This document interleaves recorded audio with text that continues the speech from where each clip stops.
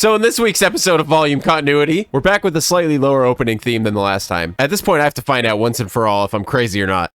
See, I fucking told you! If you're unfamiliar with what we're looking at first, yeah, I still use Mixcraft. Get off my ass, okay? What it is are the audio files from the last episode and this one. These are the sound waves. As you can imagine, the bigger the wave, the louder the part, kind of. You wouldn't really give a shit to notice any of this. I just do this kind of stuff for a living. But this part right here, having pretty much the same volume, makes me think that maybe it's not that they're a different volume, but that they were compressed differently? They were EQ'd differently? Ah, Jesus, we've already spent like a paragraph's worth of stuff on this damn intro. Grievous in retreat. Hey, there's the pep in your step, you Lauren. I wonder what those little fin things are for. They seem pretty goddamn small to actually help at all. Alright, Star Wars, what's the real point in having all these damn thrusters? Engines? I'm no ship expert, real or imaginary, but why wouldn't there just be one or even a few giant ones? This just reminds me of a hot rod that you put together in your space garage. The pace of this seems awfully familiar.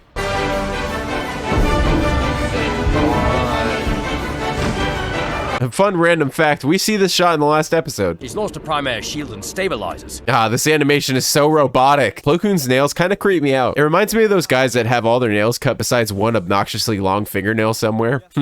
That's why I'm here, Master Plo. Were you just waiting around the corner until the perfect time? Were you able to contact Master Luminara? Yes, Master. She's busy with a fleet of separatist reinforcements nearby. But don't worry, we'll get some quality time with her soon. Alright guys, you see these fucking boxes with this random ass Lego piece thing on them? Well, remember them, because I got something to say about these fuckers. The forward engines are shutting down.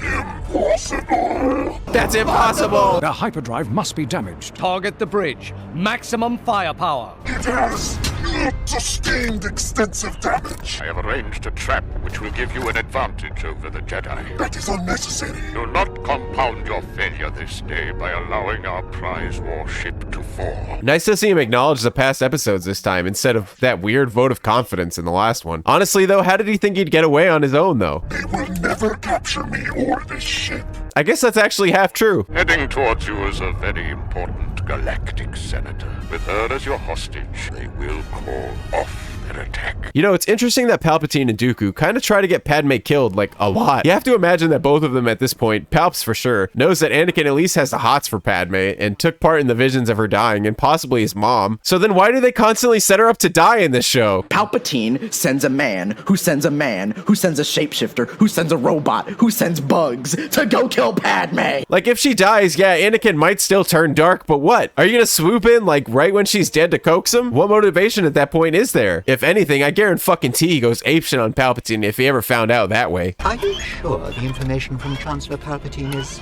reliable? C3PO gets it. Damn, I actually don't remember this line. What kind of lead could he possibly be going off of to come to this conclusion? Fuck, man, the fate of the entire galaxy almost could have been avoided if someone just listened to this guy for once. It was secretly given to him by the supreme executive of the banking clan himself. If they leave the Separatist Alliance, it will go a long way to shortening this war. Yeah, that's what you think. If you don't know, the banking clan is something that we see later on in the series on Scipio, and they're pretty much exclusively led by the Mun species, which is what Palpatine's Master Plagueis was in Legends. I guess I forgot they were with the Separatists at this point, but I guess that kinda doesn't really matter in the end, huh? Can you imagine how terrifying this would be? Jesus, it looks like a shark coming at you in the ocean. Not only does this literally look like its jaws, but these flames absolutely look like a set of eyes too. So obviously this was good old Palp's fuckery sending them here, right? Our hostage has arrived. Oh yeah, wouldn't you know it? Something just came out of hyperspace. Enemy reinforcements? No, it looks like a Naboo ship.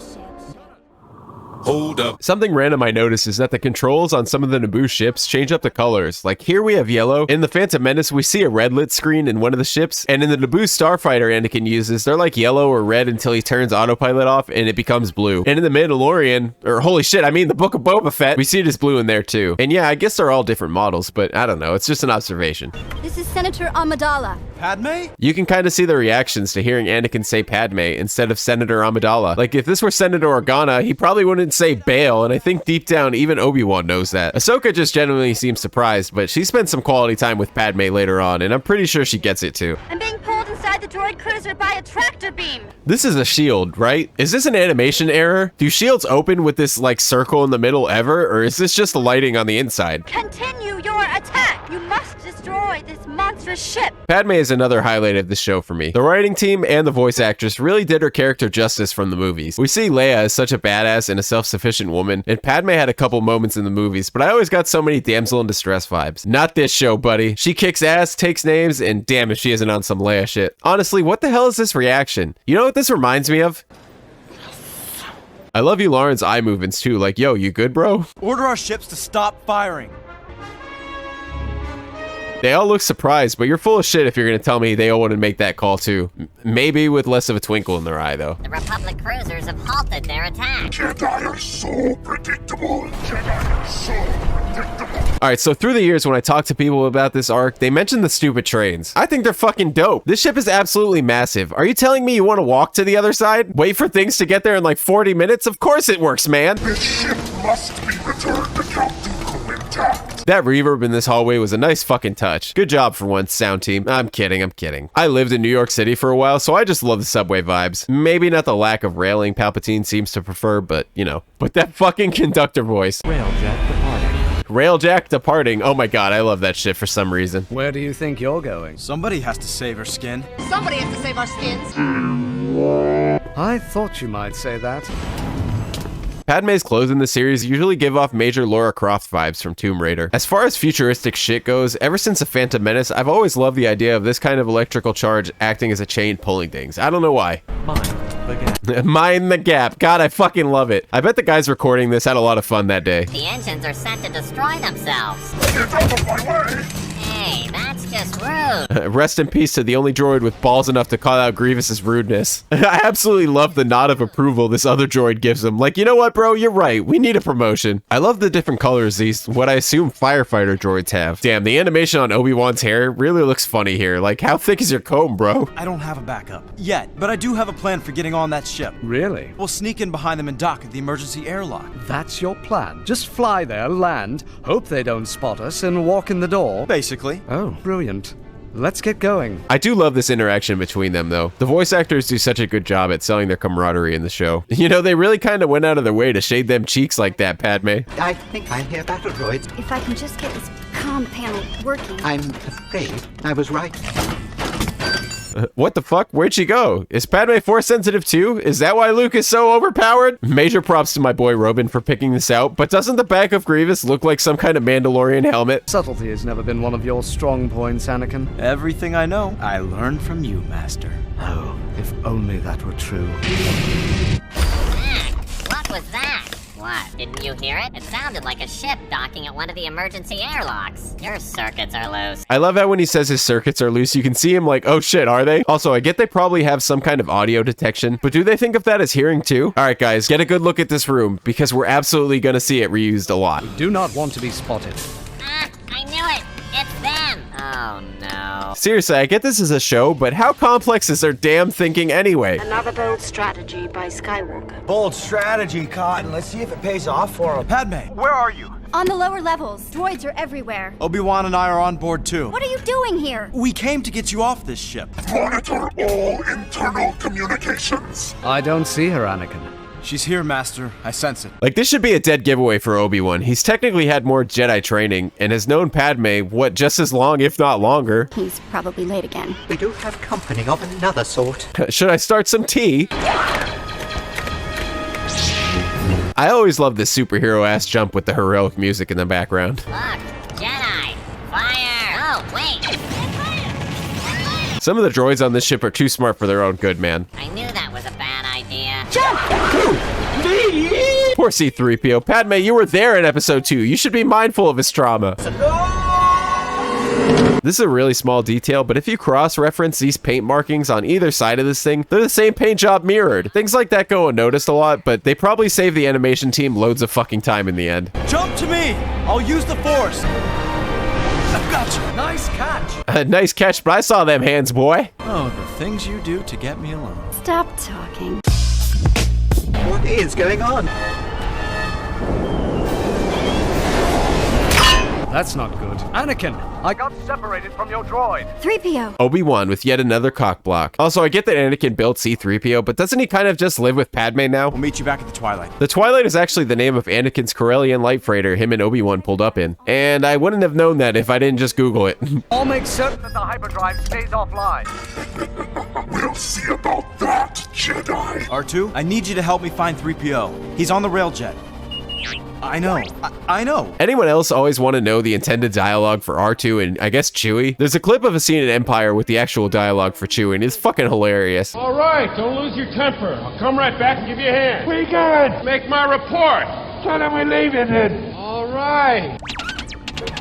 Someone stop this contraption, please! Better C-3PO? Suppose I did ask for that. Hello there.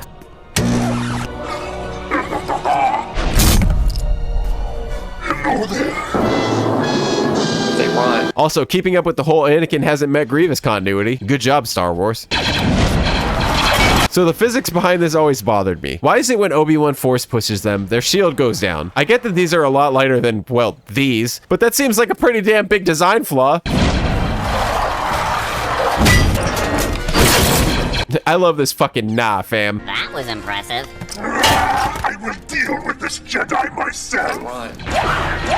Props to the sound team for making Padme's gun sound so fucking cool. The animation here looks a little bit wonky and robotic, but it's still pretty cool to see some basic Form 5 stances here. Pretty much every Jedi has some kind of different form of lightsaber combat, of which there are pretty much 7, and we see a good example of these moves in Rebels in the form of a hologram of Anakin training from the Clone Wars era.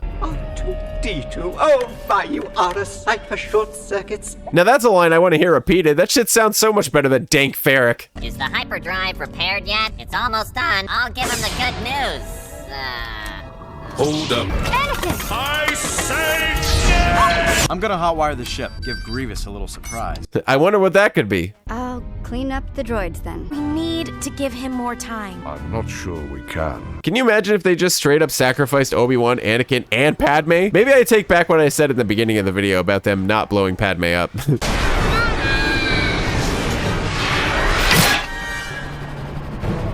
Here, the boxes, guys! Bad box continuity!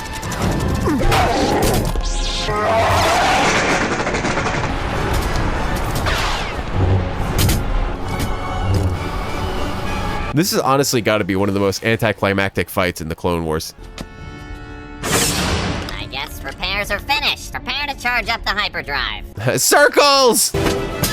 I love the unnecessary flips Grievous always does to get in vehicles. Time for some clever tricks, Anakin. That's what I was thinking. Just kidding, that's a good trick. You know we have guns. You can shoot back anytime. I was just about to... I got it. Fuck yeah, Padme, let's go! The hyperdrive has been completely repaired. Engage the hyperdrive. I'll meet you at our secret base in Sector 4. Prepare to make the jump to hyperspace. This guy looks way too proud for what's about to happen. Nice shot, Senator. Beginner's luck. But the Navicomputer is heading us right into the moon. Fools! Reset the Navicomputer! I love the idea of Anakin setting the coordinates incorrectly. I know a lot of people have stuff to say about the Last Jedi scene. I do too, but I like the little callback to what Han said to Luke in A New Hope about getting the coordinates wrong. Traveling through hyperspace ain't like dust and crops, boy. Without precise calculations, we'd fly right through a star or bounce too close to a supernova and then it end your trip real quick, wouldn't you? No, reset it. General. I was always surprised by this. Like, damn, how is Grievous still a general? I feel like anyone else would get taken out instantly after just hanging up on him like that. And honestly, what does he even really have to offer? What, he can swing a lot of lightsabers? We're gonna die, Anakin! This applause track is probably used in like 10,000 movies, and it does not fit in here with the atmosphere at all. And it bothers the hell out of me for literally no reason whatsoever. This is an absolutely great way to end the episode, though. I don't know, man. It just feels fucking good. It's really common for Star Wars to end things like this on like a shot with the heroes, but there's something about seeing Anakin, Obi-Wan, Padme, 3PO, and R2 literally in the same room together. It doesn't happen nearly as many times as you might think, and I love it. Patron fucking shout-outs! Colin Hemingway, who stares off into the sunset so hard he literally turns our solar system into a binary one whenever the moon is in full in Avatar. Rhea S., who once ran over J.K. Rowling with a car just for the thrill of it. Mr. Spadafranu, whose son believed to be part Sparta, part chicken Alfredo. Drops, who contrary to popular belief once made rain rise instead of fall because they just wanted to give the clouds something back for a change. And Ghoulish Toast, who believes that even the most haunted of slices of toast can be redeemed through a one-time blood sacrifice to the gods of yeast themselves. You guys are fucking awesome, and I love every single one of you. Sorry for the lack of consistency in uploads lately, but buckle up because I got some stuff coming up for you guys real soon. See you next week.